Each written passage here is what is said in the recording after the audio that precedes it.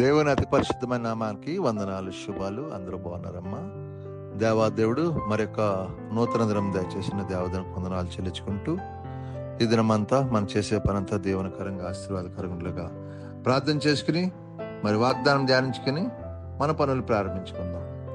ఈ దినపు వాగ్దానం, మంచి కార్యం అనుసరించి నడుచుకును, మేలు చేయవాడు దేవుని సంబంధి.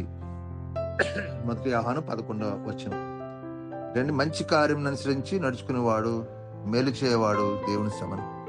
మేలు చేయవాడు దేవుని సంబంధి, కీడు చేయవాడు దేవుని చూచినవాడు కాడని వాక్యం చెప్తుంది.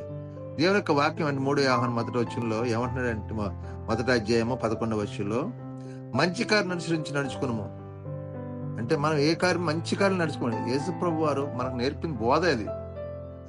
ఆయన నేర్పిన ప్రతి మాట కూడా మంచి కార్యం, చెడుని విసర్జించిన వాడు ఆయన. అలా కూడా మనం కూడా చెడుని విసర్జించే బిడ్డగా ఉండాలి. కాబట్టి మంచి కార్యములు నడుచుకునేవాడు మేలు చేయవాడు. మేలు చేయవాడు ఎప్పుడు కూడా మేలు కోరుకుంటాడు. ఎదటి వ్యక్తి సహోదరుడికి మేలు కోరుకుంటాడు, కుటుంబంలో మేలు కోరుకుంటాడు, తోడు సహవాసం కలిగిన వాడితో మేలు కోరుకుంటాడు. ఎందుకంటే అతను దేవుని సంబంధి కాబట్టి. కీడు చేయవాడు ఎప్పుడు కూడా దేవుని యొక్క మాట చూసిన వాడు కాదు. వాడు ఎదుటి వ్యక్తిని నాశనం అయిపోవడం కోరుకుంటాడు. కానీ మనం దేవుని సంబంధాలుగా, వెలుగు బిడ్డలుగా, క్రీస్తు మనలో ఉన్నాడు కాబట్టి, క్రీస్తుని అనుసరించి నడుచుకుంటున్నాం, క్రీస్తుని ప్రేమ తెలుసుకున్న వాళ్ళం కాబట్టి, క్రీస్తు రక్తం కడగబడ్డ వాళ్ళం కాబట్టి, మరి మనం ఎలా ఉండాలంటే మంచి కార్యం చేయాలని పూనుకోవాలి. ప్రతి పనిలో మంచిది, ఇది మంచిదైతే చేయాలి, చెడ్డదైతే విడిచిపెట్టాలి. అది ప్రభుకి ఇష్టమైన పని. ప్రభుకి ఇష్టమైన పని అంటే మంచి పనులు చేయడం ఆయనకు ఇష్టమైన. చెడు కార్యం కానీ ఆయనకి హేయములు అంటున్నాడు, లోకానుసారమని హేయములు అంటున్నాడు. కాబట్టి మంచి కార్యములు చేసి మంచి ఫలాలు పొందుకునే కృప దేవాదుడు మనం దయచేయనుగా. కీడుని ద్వేషించే బిడ్డగా ఉందాం, మంచి కార్యం చేసి దేవునికి ఇష్టమైన బిడ్డగా జీవించే కృప దేవాదేవుడు మనకు అందరికి దయచేయను గాక. ఈ వాగ్దానం బట్టి మీరు ధ్యానించండి. దేవుడు మీతో మాట్లాడను గాక. ఈ సమయంలో మీ కొరకు, మీ కుటుంబాల కొరకు ప్రార్థిస్తాను. మీరు కూడా నాతో ఏకపించి ప్రార్థించండి. ప్రార్థన.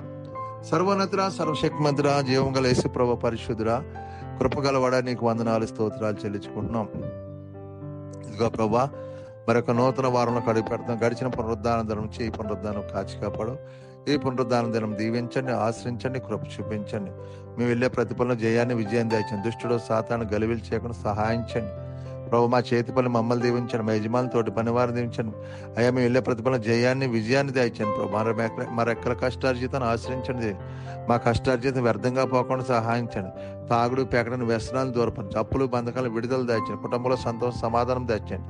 అయ్యా, గర్భఫలించి నార్మల్ సహాయం చేసి కృప చూపించమని అడుగుతాను. ఈ రోజు పుట్టినరోజులు, పెళ్లి రోజులు జరుపుకునే బిడ్డలు జ్ఞాపకం చేసుకో. ఇలాంటి పుట్టినరోజులు, పెళ్లి రోజులు జరుపుకునే కూడా బిడ్డలు దాయించండి.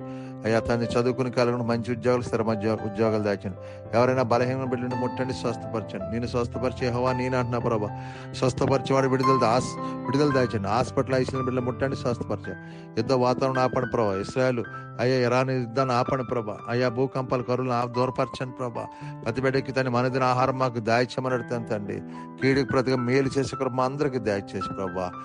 మా చుట్టూ మీ కంచి వేసి కాపుదల దాచమని మిమ్మల్ని మీరు మహింపరచుకు. మీ దినమంతా మా చుట్టూ మీ కంచి వేసి మీ కాపుదల, నీ అభిషేకం, నీ ఆత్మ, నీ పరిశుద్ధ సన్నిధి మాపై కుమ్మరించమని మిమ్మల్ని మీరు మహింపరచుకొని మీకే మహిమా ఘనత ప్రభావం పొందుకోమని నాదుడైన యేసు పరిశుద్ధం అడిగి వేడుకుంటున్నాం తండ్రి. ఆమేన్, ఆమేన్. అందరికీ వందనాలు. ప్రభు మిమ్మల్ని, మీ కుటుంబాన్ని బహుగా దీవించి ఆశ్రయించును గాక. ఆమేన్. వందనాలు. ప్రభు నామంలో ఈ వీడియో వీక్షించిన ప్రతి ఒక్కరికి జీసస్ స్వస్థత ప్రార్థనా మందిరం వారి ప్రత్యేక వందనాలు తెలియజేసుకుంటున్నాము. మరి ఇంకెన్నో సందేశాలు, వీడియోలు, సంఘ కార్యక్రమాలు మీకు అందుబాటులోకి రావడానికి పక్కనే ఉన్న సబ్స్క్రైబ్ బటన్ని ప్రెస్ చేసి బెల్ ఐకాన్ని కూడా ప్రెస్ చేయాల్సిందిగా కోరుకుంటున్నామండి.